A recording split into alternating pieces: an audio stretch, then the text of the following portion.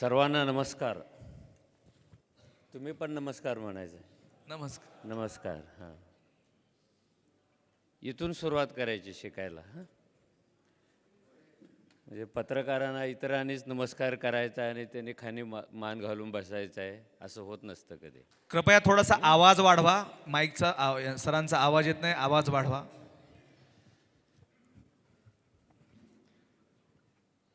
खूप वर्षांनी मी माझ्या कुटुंबात आल्याचं एक समाधान मला आहे.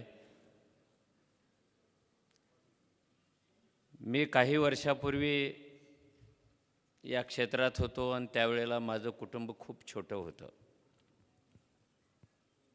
मी असा स्वप्नातही विचार केला नव्हता की माझ्या आयुष्यात इतकं मोठं कुटुंब पाहण्याची संधी मला मिळेल या सभागृहामध्ये. पत्रकारांचं कुटुंब मोठं मोठं होत जाणं हे समाज आणि देशहितासाठी अत्यावश्यक असतं. हे कुटुंब जेव्हा रोडवतं तेव्हा समजावं समाजावर आणि देशावर माणसावर अरिष्ट येण्याची वेळ झाली. हे कुटुंब जे मोठे झालेलं आहे त्याच्यामागे संदीपचा पण हात आहे. त्याचं स्वतःचं कुटुंब खूप छोटं असेल पण पत्रकारांचं कुटुंब त्यांनी खूप मोठं करत इथे पंढरपूरमध्ये आणलेलं आहे. आणि पंढरपूरमध्ये राबणाऱ्यांचा विठ्ठल राहतो. आणि हा विठ्ठल अशाच लोकांना भेटत असतो जे कष्ट करतात, जे घाम गाळतात, जे रात्रंदिवस राबतात, त्यांना विठ्ठल भेटत असतो. माझ्या माहितीप्रमाणे अंबानीला भेटायला कधी विठ्ठल गेलेला नाही, अदानीला पण भेटायला गेलेला नाही. पण या सभागृहामध्ये 1000 पत्रकारांना भेटण्यासाठी तो नक्कीच आलेला आहे. तर ही जागा, हे क्वाज, याच्याबद्दल मी संदीपला धन्यवाद देतो. काही पत्रकार खाजगीत असतात आणि काही पत्रकारांचं सामाजिकीकरण झालेलं असतं, सोशलायझेशन झालेलं असतं. त्यातला माणूस विरघळलेला असतो आणि तो समाजाच्या माणसाच्या कणाकणात मिसळलेला असतो. संदीप हा असा विरघळलेला पत्रकार आहे. आता त्याला एकाच ठिकाणी शोधता येणं अवघड आहे. पण तो मला कधी तरी शोधत असतो, मी पण त्याला कधी तरी शोधत असतो आणि इथेपर्यंत आम्ही पोचलेलो आहोत. मी 42 वर्षापूर्वी कोल्हापूरच्या फुटपाथवर ओरडून अंक विकत माझी पत्रकारिता चालू केलेली होती. रेल्वे स्टेशनवरून हातात पेपर घेऊन मी पत्रकारितेला सुरू केली होती. आणि मला माहिती नव्हतं जो पेपर मी ओरडून विकतोय त्याच पेपरचा मी ग्रुप एडिटर आणि डायरेक्टर बनेन. पण मी झालो. हे 42 वर्षाचे अनुभवणाऱ्यांचं जग आहे आणि एक हरणाऱ्यांचं जग आहे.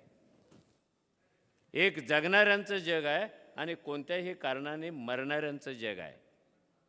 पत्रकार तो अस्सल असतो जो हरणाऱ्यांच्या बाजूने सतत उभा राहतो, जो मरणाऱ्यांच्या बाजूने सलाईन घेऊन सतत उभा राहतो. आणि दुर्दैवाने अशा जागा खूप वाढायला लागलेल्या आहेत की जिथे आपण पोचायला पाहिजे. आणि पत्रकाराचं जे लाईफ आहे ते समृद्ध होण्याऐवजी ते सुद्धा हळूहळू आता सांगताच येत नाही कोण कॉन्ट्रॅक्टरवर आहे, कोण स्ट्रेंजर आहे, कुणाला काय पैसा मिळतो का, कुणाला काय सिक्युरिटी आहे का, कुणाच्या घरातली काय चूल पेटती का, अशा काळातले हे पत्रकार आहेत. म्हणजे बाहेर डिग्निटी खूप आहे पण घरात गॅसचं सिलेंडर असेल की नाही सांगता येत नाही. अशा परिस्थितीत तो पोचलेला आहे. स्ट्रेंजर, कटपीस, काय भानगडे होतात. आणि मुळात ही जी माध्यमं आहेत ही आपली स्वरूप बदलून ही वेगळ्या दिशेने चाललेली आहेत. मल्टीमीडिया आहेत. What is multimedia? ते पेपर पण चालवतात, ते भांडी पण विकतात. ते पेपर पण चालवतात, ते जमिनीचे व्यवहार पण करतात. ते पेपर पण चालवतात, ते अजून कुठलं तरी प्रदर्शन भरवतात. This is not multi. This is exploitatory. समाजाचं आणि आपल्या लोकांचं ह्याच्यातून एक्सप्लॉयटेशन होतं. या परिस्थितीत रेसच्या घोड्यासारखा धावणारा जो बातमीदार आहे ना, त्याला एका बिंदूवर थांबायला वेळच नाही, त्याचा अभ्यास नाही, त्याला कळत नाही, त्याला कोणी सांगत नाही. त्याच्यावर जबाबदार आहेत, त्याच्यावर असाइनमेंट आहेत. सकाळी स्मशानात जा आणि संध्याकाळी क्रिकेटच्या मॅचची बातमी घेऊन ये, एकट्याने करायचं आहे. आणि आपण असे सगळे घेऊन समाज बदलायला निघालेलो आहोत. कोणत्याही पत्रकाराला विचारा, अरे उद्या एक छान बातमी दे, तो म्हणतो साहेब विचार करतो. शोधतो, आणि बातमी ही शोधण्याची गोष्ट आहे. जो चांगला बातमीदार असतो ना, त्याच्या मागे बातम्यांच्या टोळ्याच्या टोळ्या धावत असतात आणि सांगत असतात, भाऊ माझी काहीतरी व्यवस्था कर. आणि हा जो धावणार आहे, बातम्यांच्या मागे धावतो, बातम्यांच्या मागे पत्रकार कसं काय धावतो? बातम्या त्याच्या मागे धावायला पाहिजेत ना. आपलं उलटं व्हायला लागलं. मग दुसरा प्रश्न, सर काय लिहू? काही सुचतच नाही, काही सापडतच नाही, काही दिसतच नाही. आणि मला अशा वेळेला शबाना आझमीच्या नवऱ्याने लिहिलेल्या 2 ओळीची सातत्याने आठवण येते, जावेद अख्तर. काय लिहायला पाहिजे आज? तुम्ही काय लिहायला पाहिजे आज? त्यांनी त्या 2 ओळी सांगितल्या होत्या. तुम्ही असं लिहा, त्याने आपल्याला उद्देशून सांगितलं होतं, इतना अंधेरा कभी न था ये भी लिख. एवढा अंधार नव्हताच कधी भाऊ, हे लिहायचं आहे तुला. आता अंधार का तयार झाला तुला लिहायचं आहे. अंधाराचं गर्भाशय कुठं आहे तुला लिहायचं आहे. आणि तुम्ही सगळे सरफेसवर राहता, सरफेसवरच्या बाहेरच्या जगाशी तुमचा संबंधच येत नाही आहे. कारण काही झालं तरी आपला सरफेस जर्नलिझम आहे. जे दिसलं ठोका, आणि जे दिसत नाही त्याचं काय करायचं? ज्याचा आवाज आला तो ऐका, पण ज्याला आवाजच काढता येत नाही त्याचं काय करायचं? नाशिकपासून 18 किलोमीटरवर हा आपला समृद्ध देश, 4थ्या नंबरवर गेलेला, 3ऱ्या नंबरवर येणारा, चांगली गोष्ट आहे देशाने वरवर जाणं. पण ह्या देशाच्या डोक्यात माहितीच नव्हतं की नाशिकपासून 15 किलोमीटरवर एक आदिवासी जमात, पोटाला काहीच मिळत नाही म्हणून रोज आज ही घूस आणि उंदीर पकडून खाते. कधी गेले काय त्याच्याकडे मोदींचं 20 किलो धान्य? हे सांगायचं कोणी? हे सांगायचं कोणी? तो उंदीर खातो, तो घूस खातो, तो पावसाळ्यात नजूबाई वारुळं फोडून तळाच्या मुंग्या खातात. ये कौन से देश की बात हो रही है? ये कौन से सोसाइटी की बात हो रही है? ये कौन से औरत की बात हो रही है? ह्याचे सगळे आपण साक्षीदार असायला पाहिजे. आणि मला वाटतं की पत्रकाराच्याकडे जी एक लढण्याची उर्मी असते, जी धमक असते, तो साला कबीराच्या दोह्यातल्या फकीरासारखा असतो. ह्याच्या घरात अंधार आहे पण मशिदीमध्ये दिवा लावायला तो चाललेला आहे, कारण तो पत्रकार आहे.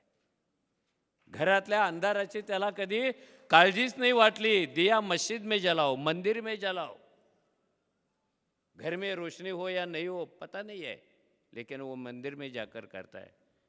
शेवटच्याकडे येताना मी तुम्हाला सांगेन, तुम्ही स्वतःला अपग्रेड करा. नवीन व्यवस्था समजून घ्यायचं असेल तर पारंपरिक हत्यार तुम्हाला आता उपयोगी पडणार नाही. भिंतीवर गंजलेली तलवार तुम्हाला उपयोगी पडणार नाही. जुन्या दुर्बिणी प्रदर्शनातल्या त्या उपयोगी पडणार नाही आहेत. मी नेहमी सांगतो, कवी आणि बातमीदार हे 2 घटक असे आहेत की सामान्य माणसाला 2च डोळे असतात आणि कवी आणि पत्रकाराच्या रंध्राला डोळे असतात. त्याच्या हाताला डोळे, त्याच्या डोक्याला डोळे, त्याच्या शरीराच्या प्रत्येक रंध्रातून डोळे उगवलेले असतात आणि तो डोळे घेऊन तो समाजकारण करत असतो. कळत नाही. मी पण अनेकदा दमछाक होईल असं मला वाटायला लागतं की पत्रकारांनी काय करायचं आहे आता? काय करायचं आहे पत्रकारांनी? दादाजी 1 मिनिट. एक मिनिट मैं भी जा रहा हूं नाशिक. काय करायचंय पत्रकाराने? मी स्पष्ट बोलतो, माझ्यावर लोक रागावतात, पण जेव्हा या देशातल्या सगळ्या महत्त्वाच्या व्यवस्था फेल जात असतील, बेईमान होत असतील, कॉन्स्टिट्यूशनल इन्स्टिट्यूट आपल्याला पाहिजे तशा वाकवल्या जात असतील, तेव्हा पत्रकारांची भूमिका तीव्रतेने चालू होते. कारण हाच सगळ्यांच्या संरक्षणाची हमी घेत असतो. तो हमी घेत असतो, ती आपण घ्यायला पाहिजे. मी माझ्या काळात घेतलेली होती. आणि मी पत्रकारितेत का आलो? मी नोकरी करण्यासाठी नाही आलो, मी पैसे मिळवण्यासाठी पण नाही आलो. मी तरुणपणी एक कविता लिहिली होती आणि मी माझ्या जगण्याचं कारण पक्कं केलं होतं. मी का जगणार आहे? आणि मी लिहिल्या होत्या ओळी त्या, मी जन्मलो नाही नुसताच जगण्यासाठी, जग बदलण्यासाठी आलो. मी का आलो इथे? आणि आपली ही जन्मदत्त भूमिका आहे पत्रकारांची, तो बदलतो. आणि समाजाचा सगळ्यात मोठा विश्वास पत्रकारांच्या वरचा आहे. कारण तो जो लिहितो तो न विचार करता तो वाचतो, कारण त्याची धारणा आहे हे खरंच आहे. पण बदलत्या काळात सगळाच मजकूर असा वाचायला जात असेल ह्याची मी गॅरंटी देत नाही. काही वाचून सोडला जात असेल, काही न वाचला जात असेल, काही गांभीर्यानं वाचला जात असेल. हे सगळं जरी खरं असलं तर संदीप, तुझ्या फौजेवर समाजाचा इतका विश्वास आहे की एवढा विश्वास समाजातल्या अन्य कोणत्याही संस्थेवर तो नाही आहे. मला इथे संध्याकाळी जीवनगौरव पुरस्कार देणार आहे आणि मला वाटतं की काहीतरी चुकीचा निर्णय झालेला आहे. कारण मला जे करायचं होतं त्याचा अजून प्रारंभसुद्धा झालेला नाही आहे. कदाचित प्रारंभ व्हावा म्हणून ते करत असेल. आणि सिरियस ऐकून तुम्ही थकलेला असेल. पहिल्यांदा एका गोष्टीवर विश्वास ठेवा, हे जग बदलता येतं. पहिल्यांदा विश्वास ठेवा, we can change this and change will be there. आणि हे करण्यासाठी तुम्हाला एक लीडर लागतो. मी संदीपची पत्रकारिता सकाळमध्येही बघितली, सकाळच्या बाहेरही बघितली. जिथे सूर्याची किरणंही पोचत नव्हती तिथे हा संदीप पोचत होता. जिथे दुःखितांचे अश्रू पुसायला कोणतेही हात जात नव्हते, यायचे पण हात जात नव्हते, तिथे हा संदीप जात होता. मला अनेकदा वाटलं की मी त्याच्या वाटेवर किंवा तो माझ्या वाटेवर येण्याचा प्रयत्न करतो आहे की काय. आणि एक मोठा पट घेऊन या देशातल्या, या जगातल्या माध्यमांचा विचार करायला तो उभा राहिलेला आहे. खूप गंभीर गोष्ट आहे. त्यामुळं तुम्ही त्याच्यावर विश्वास ठेवा, त्याचा तुमच्यावर विश्वास आहे. आणि विश्वास सरसकट संपत नाही, जग डुबून जाईल. मला एक लहानपणी सांगितलेली एक 2-4 ओळीची गोष्ट आहे, ती ऐका. की पत्रकारांच्या समोर सगळ्यात मोठा प्रश्न आहे, खरं काय आणि खोटं काय, भ्रम काय आणि वास्तव काय, हे ओळखण्याचा. आणि तिथे पत्रकार फेल होतात. ही खलील जिब्रानची छोटीशी कथा आहे. तो म्हणाला, 2 तरुणी समुद्रामध्ये स्नान करायला गेल्या. त्या दोघी स्नान करून बाहेर आल्या. पहिली मुलगी आली, ती अतिशय सुंदर होती, तिचं नाव सुंदरी होतं. तिनं घाई गडबडीत आपले कपडे घातले, ती निघून गेली. दुसरी पोरगी आली, ती कुरूप होती, तिचं नाव आगली होतं, कुरूपता होती, काळी होतं. तिनेही कपडे घातले, पण ते सुंदर पोरीचे कपडे होते. आणि सुंदर पोरगी कुरूप पोरगीचे कपडे घालून गेली. त्या दिवसापासून जिच्या अंगावर सुंदर पोरीचे कपडे होते, पण जी कुरूप होती तिला लोक सुंदरी म्हणायला लागले. आणि जी कुरूप होते आणि जिच्या अंगावर सुंदर पोरीचे कपडे होते तिला वेगळं म्हणायला लागले. या फरकातून आपल्याला प्रवास करायचा आहे. आपल्याला मी शुभेच्छा देतो. आणि संदीप कुठे गायब झाला, दिसलाच नाही मला. हां, आहेत त्याला पण जागा मिळालेली. हां, फोनवर बोलतायत. तर धन्यवाद, thank you, all the best. Sir 2 मिनटं आपण व्यासपीठावरच बसावं.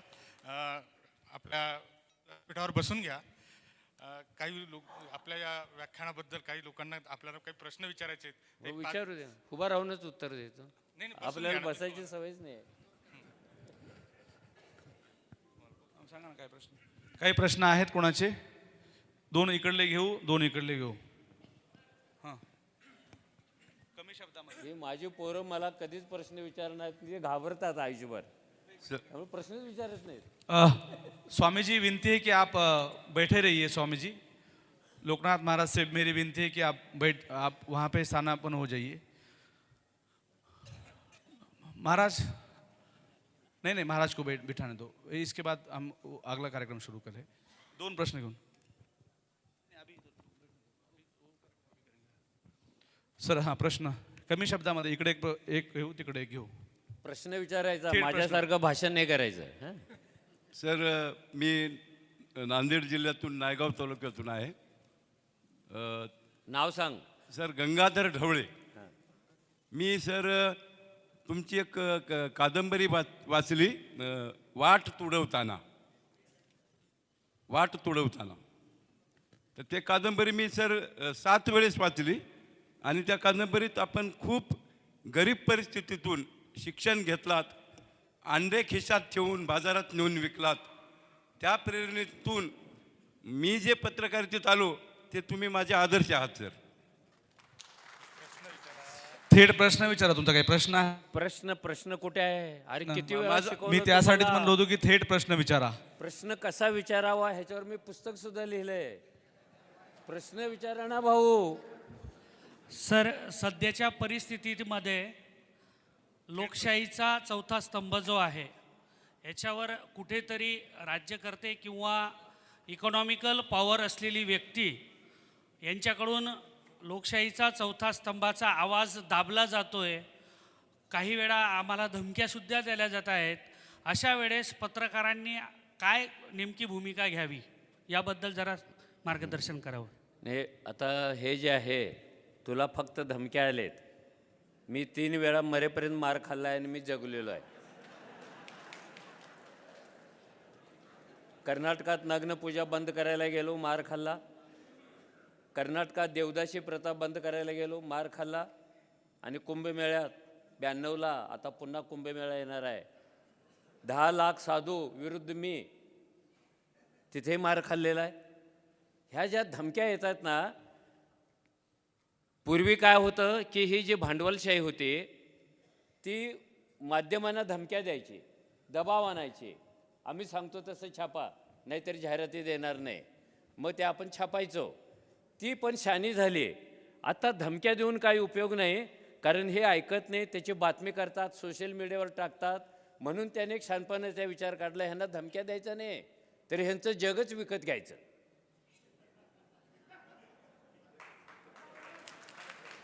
त्यामुळे आता धमक्या कमी येतात, कारण त्यांनी विकतच घेतलं ना आपल्याला. एका रात्रीत अंबानी 20-20 चॅनल विकत घेतो. आता त्याला धमकी द्यायची गरज आहे का? आता उलट आपण त्याला धमकी द्यायला पाहिजे. अदानी विकत घेतो, तुमच्या हातात आहे काय भाऊ? कोण धमक्या देणार आहे तुम्हाला? त्यामुळे चौथ्या स्तंभाला धोका नाही आहे, तो स्तंभच खलास होण्याची शक्यता आहे, तो हायजॅक होण्याची शक्यता आहे. त्याची प्रक्रिया चालू झालेली आहे. पण त्याही परिस्थितीमध्ये मी मगाशी म्हणालो, ये दुनिया बदलती है और बदलती है इसीलिए वो टिकी आहे. ह्या जगात रिजिट काहीच नाही आहे. ज्या दिवशी जग बदलायचं बंद करेल त्या दिवशी सगळं वाट लागेल. पुढे सर, कुठे आहे? कोण आहे? मी इकडं. हां बोल. हां, माझं नाव कृष्णिका आणि आपण कुठून आला तू? चाळीसगाव जळगाव. केकी मूसला भेटला होता का? हो, उगीच काहीतरी थापा लावू नको. माझ्या शेजारी राहत होते ते. अरे तू भेटला का? तू छोटा असशील ना तेव्हा. नाही नाही, मी भरपूर मोठा आहे. Yes, माझं yes, yes. 45 हा वय. सगळ्यात मोठा पत्रकार आहे, कारण हा जगप्रसिद्ध चित्रकार के के मूसला भेटलेला आहे. मूसच्या घरी नेहरू त्यांना भेटायला गेले होते. हां, प्रश्न विचार. हां सर, आपण असं अलौकिक आणि हे घ्या, हे माईक घ्या, हे माईक घ्या. आवाज मोठा आहे ना रे. आणि थेट प्रश्न विचारा, थेट प्रश्न विचारा. हां, प्रश्न विचार. संदीपचा ऐक, सर. एकदम प्रश्न बंदुकीची गोळी मारल्यासारखा. हो हो, हां, मिसाईल मारतो आता. मार गोळी. हॅलो सर, आपण जे अलौकिक आणि अद्वितीय असं विधान केलं आहे की मी जग बदलवण्यासाठी आलो आहे, तर आपण बदलवलेला एखादी सिंगल व्यक्ती, समूह आणि जग हे तर फार व्यापक आहे. आपण वैयक्तिक केलेलं परिवर्तन त्याचं एखादी नमुनेदार उदाहरण सांगा. नाही, ते खूप लांबलचक होईल. मी तुला पटपट सांगतो. मी अतिशय कोवळ्या वयात ठरवलं होतं की कर्नाटकात एक पण माझी भगिनी नग्न होऊन मंदिरामध्ये 3 किलोमीटर चालत जाणार नाही. 10-10 हजार महिला नग्न होऊन जात होत्या. मी लिहिलं, मी प्रचार केला, मी निदर्शनं करायला गेलो. दंगल झाली, मारहाण झाली, जाळपोळ झाली. रामकृष्ण हेगडेने कमिटी नेमली. त्या कमिटीत मी स्वतः होतो आणि त्या यात्रेवर बंदी आली. गेल्या 40 वर्षामध्ये एकदाही माझी आई बहीण नग्न झालेली नाही आहे. नंबर 2, मी देवदाशीच्या प्रथेला हात घातला आणि ठरवलं की देवदाशी प्रथेला का हात घातला? अरे दादा, ए ए ए ए ए ए ए पत्रकार परिषद आहे का? देवदाशी प्रथेला मी का हात घातला? कारण माझा आजोबा पण यल्लमाला सोडलेला होता. तो लुगडं चोळी नेसून फिरायचा आणि त्याच्यानंतर मला सोडणार होते. मी कसा तरी निसटलो, नाहीतर आज आपली काय भेट झालीच नसते. मी पण भीक मागत लुगडं चोळी नेसून कुठेतरी दिसलो असतो. हे संपलं पाहिजे असं तेव्हा माझ्या मनात वाटत होतं आणि त्याच्यावर आंदोलनं केली. बायकांच्या जटा कापल्यात. लग्न लागतं कसं हे पाहायला मी सौंदतीला गेलो, फोटो काढला. तिथल्या पुजाऱ्यांनी मारहाण केली. मोठं आंदोलन झालं. शरद पवार मुख्यमंत्री होते. त्याने कमिटी नेमली, अभ्यासगट नेमला, त्याच्यात मीही सदस्य होतो आणि ही प्रथा बंद करण्यासाठी नवीन कायदा तयार करायचा निर्णय झाला. तो कायदा झाला, ती प्रथा बंद झाली. गावोच्या गावं आपण बदललेली आहेत. त्याचा संदीप साक्षीदार आहे. किती माणसं बदलली हे मला सांगता येणार नाही. आंधळे पांगळे अमुक तमुक असे जे उपेक्षित घटक होते त्यांच्यामध्ये शासनाच्या मदतीने, समाजाच्या मदतीने आपण काहीतरी परिवर्तन घडवून आणलं. ते काम चालूच आहे. ओके, पुढे. सर, मी मिलिंद पाटील अंमळनेरला असतो. महाराष्ट्र टाईमचा प्रतिनिधीमधून काम करतो आहे. इतक्या वर्षापासून काम करतो आहे, पण पगार मिळत नाही. वृत्तपत्र काय करावं लागेल त्यासाठी? मला तर कुठे पगार मिळत होता. आपली दुःख सारखी आहेत सगळ्यांची गड्या. हां, मी जेव्हा पत्रकार झालो तेव्हा 6 महिने मोफत काम करत होतो आणि मोफत काम करत असताना जगायचं कसं म्हणून मी मालकाचं कुत्रं धुण्याचं काम घेतलं. मी मशीन पुसायचं काम केलं. मी बाइंडर झालो. मी वेटर होतो आणि काम पत्रकाराचं करायचो.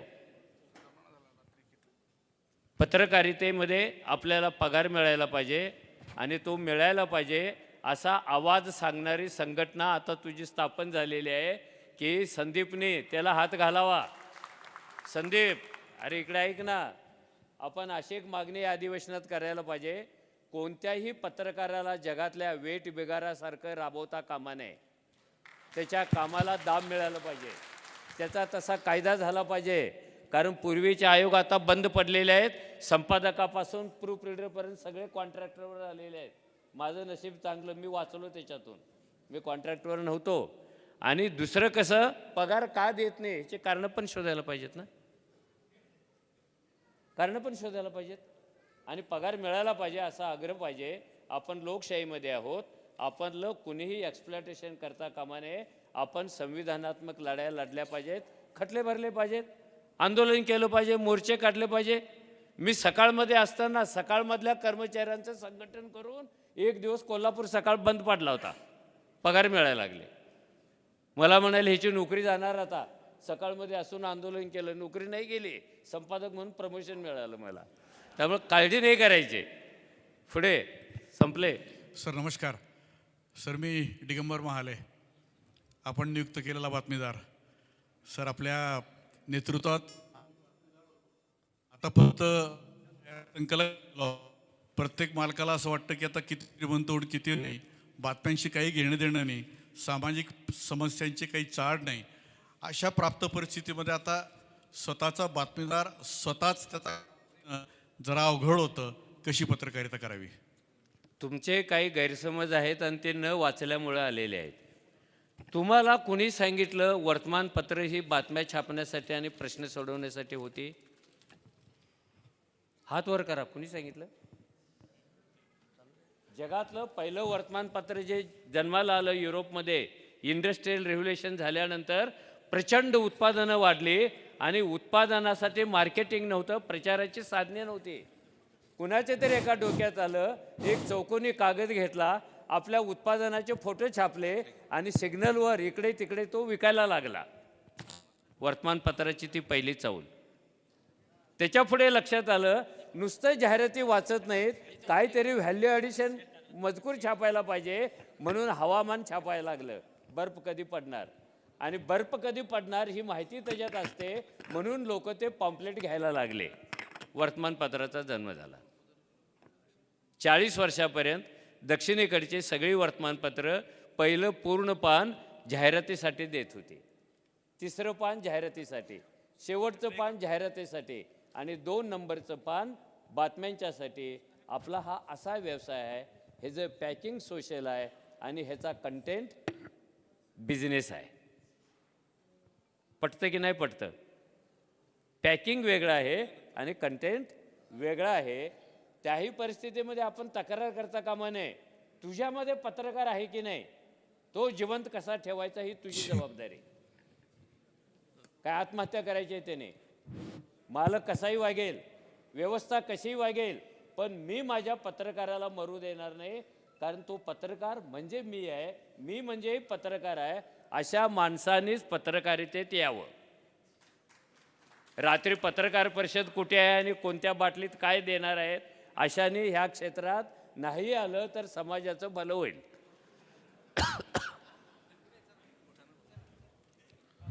हॅलो सर, प्राध्यापक बालासाहेब शर्मा, नांदेड.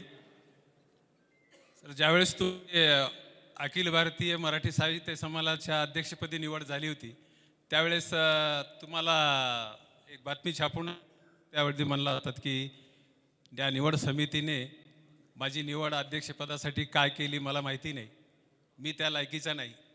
पण एवढी विद्वत्ता असून तुम्ही असं का म्हणालात, याचं थोडंसं उत्तर. त्याचं कारण, मनुष्य हा नेहमी दुरुस्त करणारा प्राणी असतो. दुरुस्तीची प्रक्रिया माणसाच्या मरणापर्यंत कधी पूर्ण होत नाही. There is always scope for correction. आणि मी त्याला खूप महत्त्वाचं येतो. मला काय येतं आहे हे क्षणभर मी बाजूला ठेवतो आणि मला काय येत नाही त्याच्या मागे मी जास्त लागतो. त्यामुळे मी संमेलनाचा अध्यक्ष झालो तेव्हा तुम्हाला आनंद वाटला असणार की 40 वर्षांनी एक पत्रकार संमेलनाचा अध्यक्ष झालेला होता तुमच्यातला. 40 वर्षांनी तो कधी अध्यक्ष होतच नव्हता.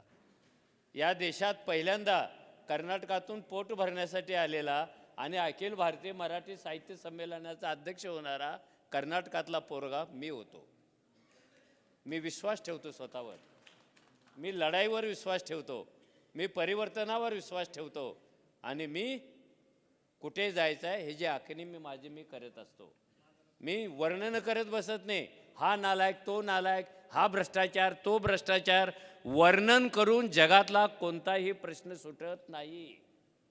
कविता करून प्रश्न सुटत नाही. वर्णन करून प्रश्न सुटत नाही तर वर्तन करून प्रश्न सुटतो. म्हणून तुम्ही वर्तनाकडे यायला पाहिजे. मला वाटतं आता हा सर, तुम्ही म्हणालात ह्याला काय म्हणतात रे गळ्यातलं?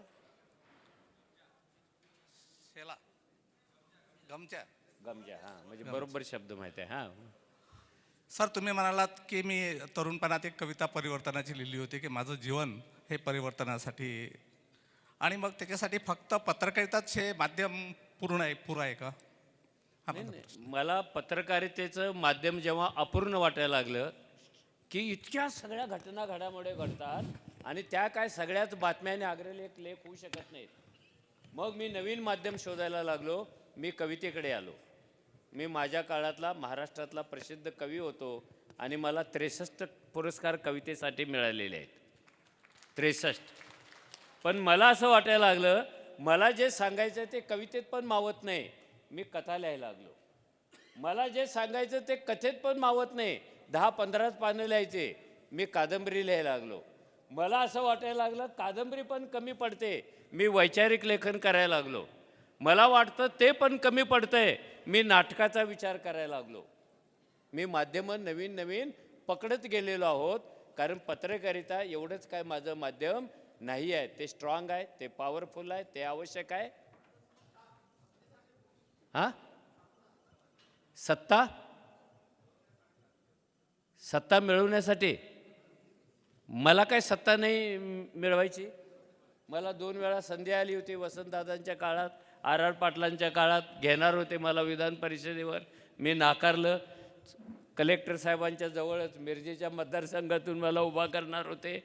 मी राजकारणाचा वैरी नाही आहे, राजकारण ही अत्यावश्यक गोष्ट आहे, पण मला व्यक्तिगत पातळीवर त्याच्यामध्ये पडायचं नव्हतं. माणूस पॉलिटिकल ॲनिमल आहे. राजकारणाचा द्वेष करणारे लोक वाईट असतात. राजकारणानं आयुष्य व्यापलं आहे, कुटुंबात आहे, घरात आहे, मनात आहे. तुम्ही त्या आमदार खासदारांच्या राजकारणाला बघून निर्णय घेऊ नका, ते वाईट लोक आहेत. कारण आपण निवडून दिलेले आहेत म्हणजे आपण वाईट आहोत. ज्या दिवशी तुम्ही चांगले व्हाल त्या दिवशी ते चांगले होतील. आपण वाईट असल्यावरच आपला नेता वाईट ना. पुढे. मी मिलिंद गड्डंबार, चंद्रपूर राजूरा इथं राहतो. माझा प्रश्न आहे की भ्रष्टाचार हा शिष्टाचार झालेला आहे, तर याबद्दल आपलं मत काय आहे? एक लक्षात घ्या, भ्रष्टाचार हा पृथ्वीच्या पाठीवरून कधीही संपणार नाही. काउंटर करा मला, का? बरोबर आहे, याचं उत्तर का? कारण भ्रष्टाचार हा माणसाच्या DNA एक पार्ट आहे. तुम्ही कपडे बदलू शकता पण DNA बदलू शकत नाही. माणूस पहिल्यांदा भ्रष्टाचार कधी करायला लागला? ज्या दिवशी तो 4 पायावरून 2 पायावर निसर्गाच्या बाहेर आला, तेव्हा माणसाने पहिला करप्शन अगेन्स्ट नेचर केलेलं होतं. गाढव तिथेच राहिलं, हत्ती तिथेच राहिला, कोल्हा तिथेच राहिला, आणि ह्याने करप्ट भूमिका घेऊन हा 2 पायावर उभा राहिला. जय हो. Big corruption. आणि जोपर्यंत माणूस निसर्गाशी करप्ट व्यवहार करत नाही तोपर्यंत तो जगू शकत नाही. करप्ट व्यवहार काय? तो झाडं लावतो पण झाडं तोडतो पण, तो लाचलुचपत प्रतिबंधक आठवडा चालवतो पण लाच खातो पण. हे दुभंगलेलं आहे आणि हे माणसाच्या DNA पार्ट आहे. आणि पैसा देण्या घेण्यातूनच भ्रष्टाचार होता असं कोणी सांगितलं? मी खोटं बोलणं भ्रष्टाचार, मी शिवाय जगणं भ्रष्टाचार, मी स्वतःलाच फसवणं भ्रष्टाचार. आणि जगात असं कोणतं ठिकाण आहे, कोणता माणूस आहे की ज्याने भ्रष्ट वर्तन आपल्या आयुष्यात केलेलं नाही आहे? ते कोणत्याही स्वरूपाचं असू शकतं.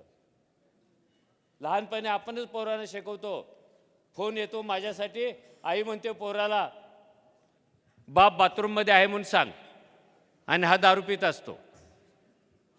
कोण शिकवतो कुणाला? कुठे आहेस? समारंभात आहे, हा मेहुणीबरोबर असतो. भ्रष्टाचार नाही का? त्यामुळं भ्रष्टाचार कधी थांबेल?